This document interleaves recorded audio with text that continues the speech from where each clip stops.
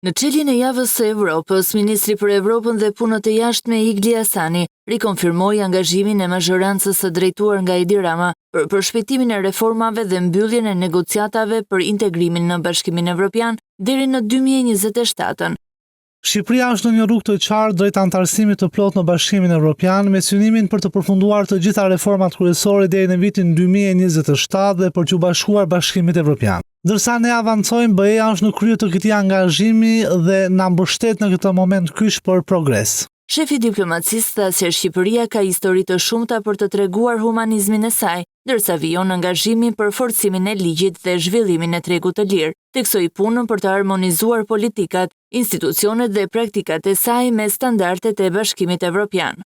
Reforma në drejtësi me qeverisin e kryeministrit Rama është një nga reformat më masive dhe e para që hodhi gur themelin në krijimin e një drejtësie të re, të pavarur dhe objektive.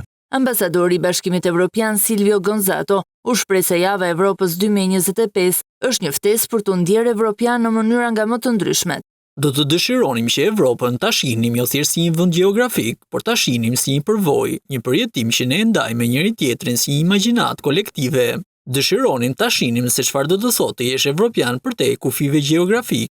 Në çelje të këtij aktiviteti ku ishte e pranishme dhe Federica Mogherini, rektore e Kolegjit të Evropës me seli në Tiranë që më herët ka mbajtur postin e shefes për politikë të jashtme dhe siguri në Bashkimin Evropian. Nuk do të jetë kurrë e mundur që një person të kthejë mbrapsht një vendim, sepse për të arritur për atë vendim, mënyra e vendimarrjes ka qenë shumë komplekse. Aktivitetet e javës evropiane nisën me një diskutim për identitetin evropian dhe mëtej do të shtrihen në disa bashki të vendit.